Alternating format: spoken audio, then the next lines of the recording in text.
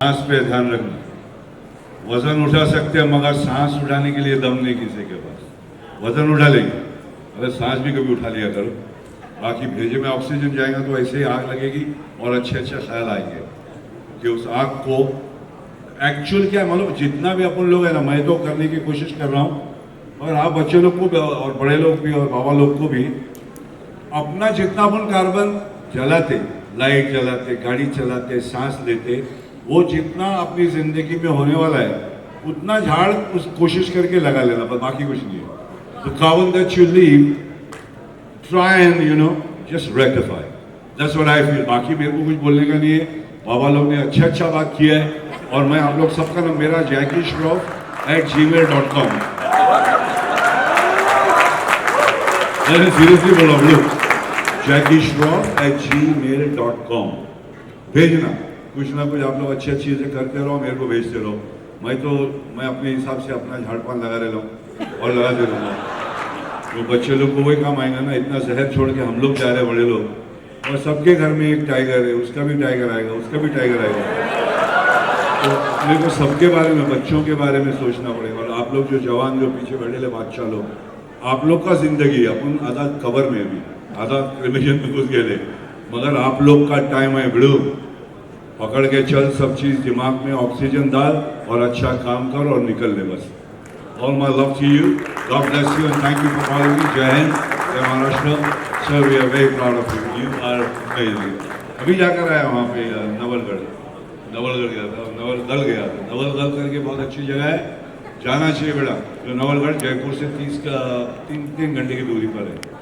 वहाँ कहते हैं अपने पांडव आए हैं और उनका शस्त्र वहाँ सूर्य के पानी में, और सूर्य कुंड वहाँ पे पानी में डाला और वो गल गया। और उनके कहते हैं कि जो भी उनके हिसाब से किया था वो सब धुल गया, समझा। तो नवलगढ़ सूर्य मंदिर है, वहाँ पे एक सूर्य मंदिर, और पहाड़ से पानी आता है जो पी सकते हैं, और वहाँ कुंड स्नान भी कर सकते हैं। प्लीज़ जाना, ये जयपुर से 3 घंटा दूर है, बहुत खूबसूरत जगह है। और वहाँ से 8 बड़े सेठ लोग आए हैं, जितने हैं ना, बराबर, और सबका म्यूजियम लगा हुआ है वहाँ पे, खूबसूरत गुम्बज म्यूजियम, ज़रूर देखें। All my love to you. ज़्यादा बोलूँगा नहीं, ज़्यादा पकाऊंगा नहीं। ईमेल एड्रेस दिया है, अगर बात करने का तो करना। All my love, thank you. जो दूसरा कार्यक्रम यहाँ आयोजित किया है, मैं यंग इंडियंस एंटरप्रेन्योर्स के अध्यक्ष श्री निरंजन जी को इसके लिए बहुत सारी बधाई देना चाहता हूँ। देखिए, भारत हम सब जानते हैं युवाओं का देश है, और ये जो डेमोग्राफिक डिविडेंड भारत के पास में आज है, भारत के विकसित होने के मार्ग में, भारत के विकसित होने के लक्ष्य को प्राप्त करने के लिए इस यंग जनरेशन का बहुत बड़ा कंट्रीब्यूशन है और होने वाला है। आज जिस तरह से तकनीकी के इस दौर में जिस तरह की अपॉर्चुनिटीज़ यंगस्टर्स को मिलने लगी है, उनके हॉराइजन्स बड़े हुए हैं, उनके लिए काम करने के क्षेत्र, जो स्कोप ऑफ द वर्क बढ़ा है। मैं मानता हूं कि इस तरह के प्लेटफॉर्म्स ऐसे सारे लोगों को एक दूसरे से मोटिवेट होने का अवसर प्रदान करेंगे, एक दूसरे से सीखने का अवसर भी प्रदान करेंगे, और अपनी स्किल्स को बढ़ाते हुए और अधिक ग्रो करके भारत के विकसित होने की दिशा में कंट्रीब्यूट करने का जो है वो उनको आधार भी, अवलंबन भी प्रदान करेंगे। लेकिन उसके साथ साथ में जिस तरह से इस प्लेटफॉर्म ने देश के टियर 3 सिटीज़ में और नीचे ग्रामीण क्षेत्र में रहने वाले ऐसे एंटरप्रेन्योर्स को सपोर्ट करना, उनको फाइनेंशियल ट्रेनिंग दे करके, उनको स्किल ट्रेनिंग दे करके, उनको हैंड होल्डिंग करके जिस तरह से सपोर्ट करना शुरू किया, मैं उसके लिए पूरी टीम को बहुत सारी बधाई देते हुए इनका धन्यवाद करता हूँ।